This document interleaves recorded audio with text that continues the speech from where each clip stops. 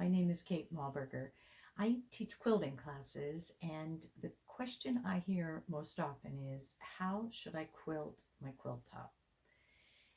This is a creative process, and there is no easy one word answer to this question.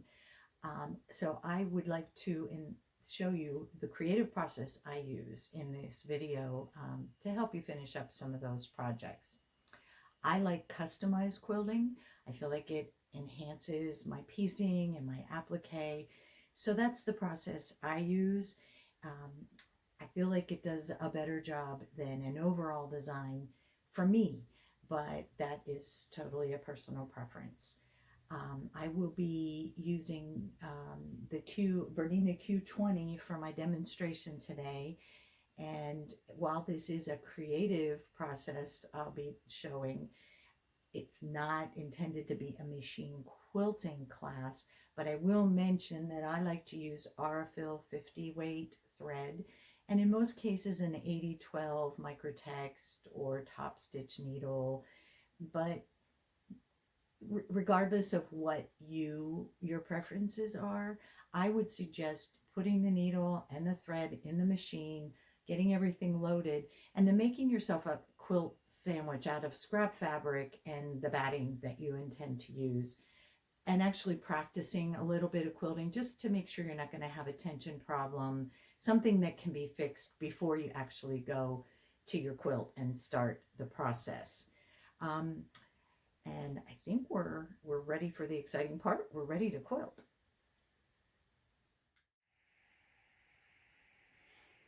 All right, the first step in the quilting process is to make sure you do a good job basting the 3 layers of your quilt, the backing, the batting, and then the quilt top itself. I have already done that process, and if you would like to see how I do it using safety pins and straight pins on the edge, you can look for my YouTube video, Basting a Quilt, or check out my blog called Let Your Quilts Shine. The next step I will be doing is to actually, in the machine, baste around that outside edge. Okay, I have my basted quilt under the machine, and the first thing I'm going to do is baste around this outside edge. I want to control these layers so that they don't give me problems as I'm getting ready to quilt the center. Always a good idea to drop your needle one time, bring it up, and then grab those threads so that your top thread and your bobbin thread are both on the top. Then we're going to drop the needle and we're ready to start. I like to use a straight edge ruler just so that my basting stays less than 1/4 inch from the edge. I don't want to see this basting thread after I put my binding on. I'm also going to pull out the pins before I come to them, and then I'm just going to hold my ruler against the ruler foot and continue around to secure these edges.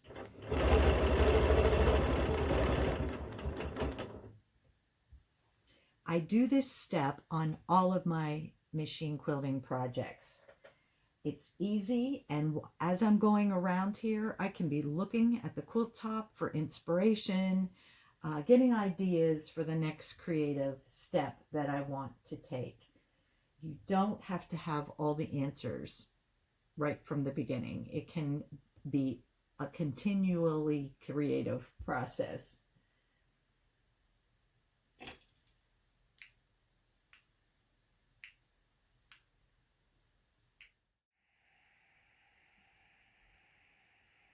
Okay, the basting is done and the straight pins have all been removed. Now I know my edges are secure and I'm free to do machine quilting in the center part of the quilt. And that central part needs to be anchored in a way that will prevent it from getting stretched out of shape. So what I have decided to do, I'm going to do some straight line quilting in between these two brown strips in the ditch right there. And I'm going to do in the ditch quilting around each of these tree shapes. And that will evenly break up that space. The thing you don't want to do is start quilting in a corner of the quilt, doing your beautiful free motion quilting or whatever it is you decide you want to do, and not have any quilting up in the rest of the part of the quilt. It will eventually distort the flatness. And we don't want that. We want our table runner to be nice and flat and evenly quilted. So I'm going to go ahead and do the straight line quilting.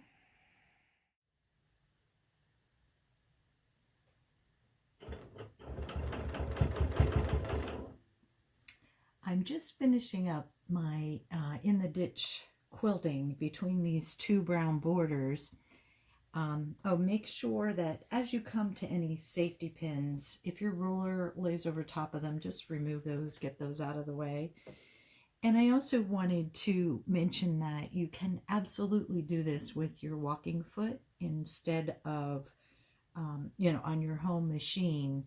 I'm using rulers because the long arms don't have walking feet attachments. So I have just a small bit to go here, and then I'm going to go ahead and do the same thing, outline one of these, all of these trees, both the top and the trunk, the same way in the ditch, and we'll see what we're inspired to do next.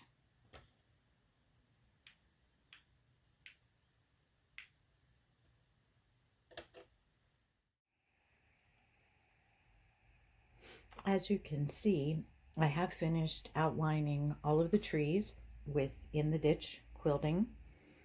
And again, I did this on a long arm with ruler work, but you can absolutely use your walking foot for that task. And now I'm ready to decide what comes next. As you can see, the quilt is laying nice and flat, and it has been anchored all around. So you could call it quits at this point and consider this quilt finished. You might want to do a little something on the borders, but it could be finished.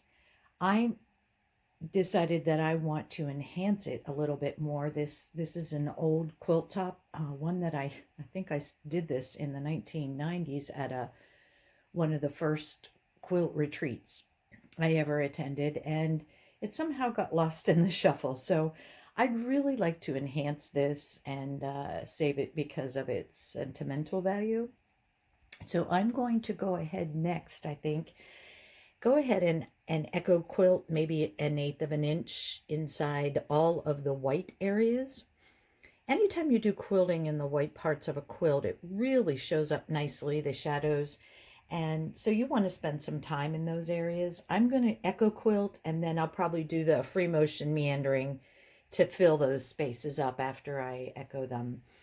I think it will also help make each of the trees pop and be highlighted.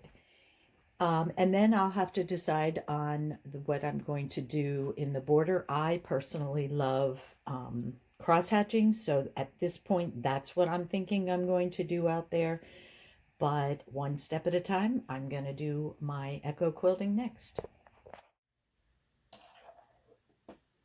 All right, I'm working my way around doing some echo quilting in each of the large white sections. I like to create a border for when I do any kind of free motion in the middle. So that's my first step, to just go around and I did 1/4 of an inch echo on this particular one. I'm just gonna quickly demonstrate this last square that I have to do. I'm going to show you how I do my echo, and this again is with the Q20 machine, and I'm using rulers to keep my nice straight edges. If you're on a home sewing machine, obviously a walking foot will do the same job. But I do like to drop my needle one time, bring it up, and then pull my bobbin thread to the top. Once I have a hold, keep a hold of both threads, drop my needle again, and I'm ready to go.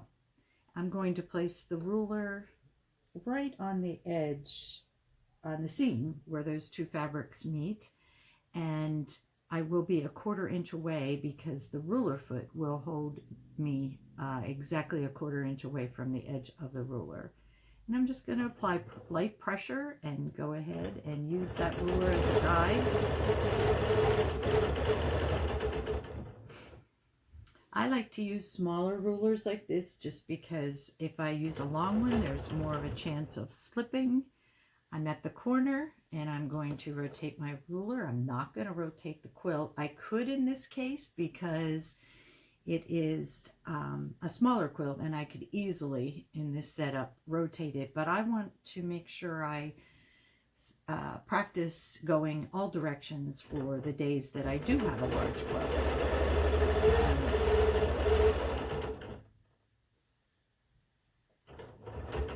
Just going to work my way around, lining up with each seam.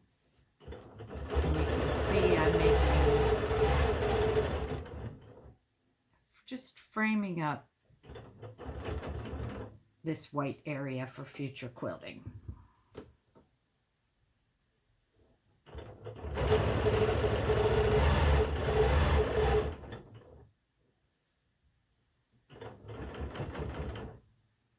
And just do a real quick double stitch over top of my previous stitching and release and cut my thread on the top, cut my beginning 2 threads, and cut my thread from the bottom.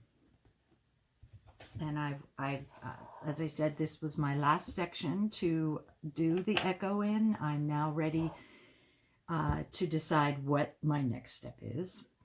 And the thoughts that have come to me are, as you can see, I did not quilt in these little triangles underneath the trees around their trunks.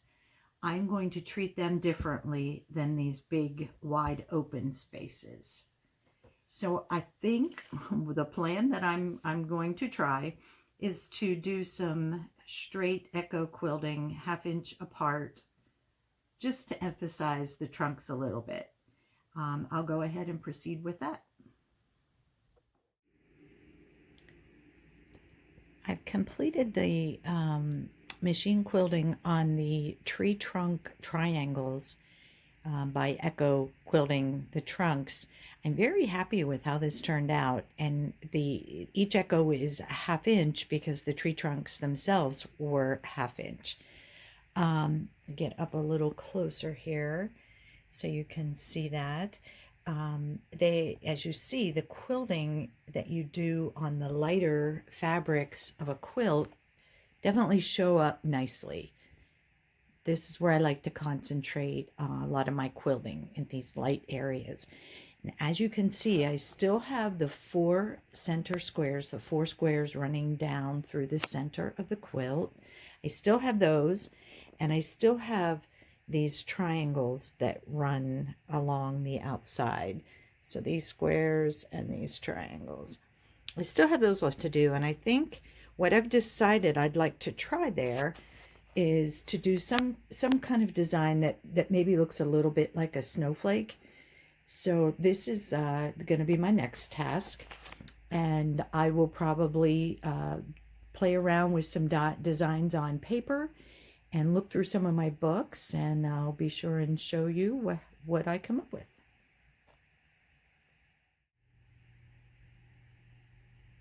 So here is the snowflake design that I came up with for those center squares and the white triangles around the outside edge. I looked through some of my books and I did some doodling, and this is the design that I chose. The one square, as you can see, has not been completed. I have marked that to show you how I go about marking when I do ruler work. Once again, you could do free motion quilting to complete this design. You could transfer the design onto the fabric using a stencil and free motion quilt on the lines. With ruler work, you have to do a little less marking, and I'm going to show you how I went about coming up with this design and how I marked it. All right, so it was a very simple task, just to use a straight edge and with a water-soluble pen that I like to use. I know this is safe, and I've washed it out many times over the years, and the marks do disappear. So I went ahead and drew diagonal lines and then horizontal and vertical lines, just so I could have a guide for sewing with my ruler. I also had to take, we can use this ruler. I had to measure from the inside intersection out and put a guide out there. I'm going to use that 2 inches on the diagonals, 2 inches from the center, and then the horizontal and vertical. I wanted to stagger the size of these petals so that it would look more like a snowflake than a flower. I only did 1.5 inch from the center out on the horizontal and vertical lines. That gives me a guide, and I will show you how I use the ruler then to make the petals. All right, I'm all set to start quilting this square using my rulers and the markings that I've made. I've already done 2 petals there. I'm going to turn this slightly so that you have a good view. And I'm going to do one of the shorter petals. My needle is in the down position right at the intersection in the middle. I'm going to push my ruler gently against the ruler foot, and I want to make sure I have a 1/4 inch in between my target mark and the edge of my ruler, and this will give me a nice gentle curve. I'll go ahead and stop once I hit my mark. Then I'm going to flip the ruler so that I can work my way back to that intersection, and I can continue the quilting this way without having to stop and cut my thread. I can work my way around the entire design. Again, the 2 inch mark is exactly the same. I'm going to leave a 1/4 inch between my mark and the edge of the ruler. So with very little marking, I'm able to get some nice curves and, even curves. They're not jagged. So I'll continue around doing this, but the other thing is I can use this ruler to echo quilt as well. If I make another mark here, I think I use 3/8 of an inch mark, but make a target there. Then when I line it up with the intersection and a 1/4 inch, it will echo quilt for me, which I did. I echoed each diagonal petal twice and these shorter ones just once. So I'm going to continue on and finish this block up, and this triangle is done the same exact way. I just wanted to give you an idea of the kinds of things you can do with rulers. They're amazing. So I'll continue that. The other question that I've not answered or decided yet is what I'm going to do in these trees. I have an idea of doing some diagonal lines, kind of extending some of these echoes down here with the trunk. But for now, I'm not going to do anything with them. They're laying nice and flat. I'm going to leave them alone for now, and my next step then will be to go out here in the borders and do my cross hatching. So that's my next task, and I'll make a decision on the trees after that.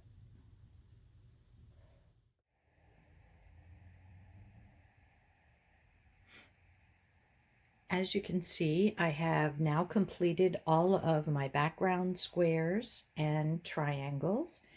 And I have also gone ahead and done all of the cross hatching squares in the outside border.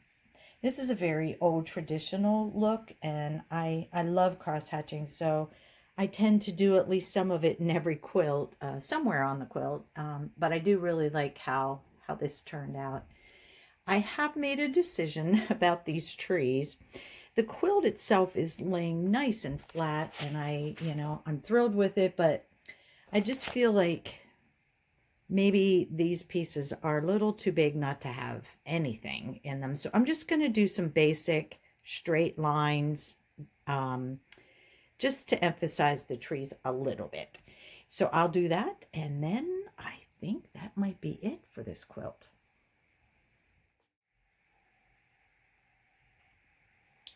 As you can see, I have completed the quilting in the trees. I've done some diagonal lines.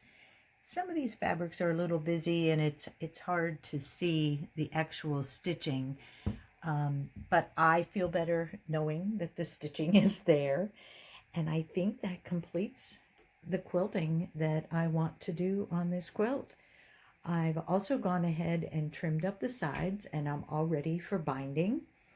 I'm going to do a single fold binding on this quilt. I do have a video on how to do that if you're unfamiliar with single fold binding, but it really puts a nice edge on quilts, especially when for a table runner or a small miniature quilt, something that you don't want a real bulky edge on. The video is on my blog, which is Let Your Quilts Shine, and it is called single fold binding. So check that out if you need to find out how to do that. I'll put my binding on, and then I'll come back for just a real brief summary on the creative process I used on this quilt.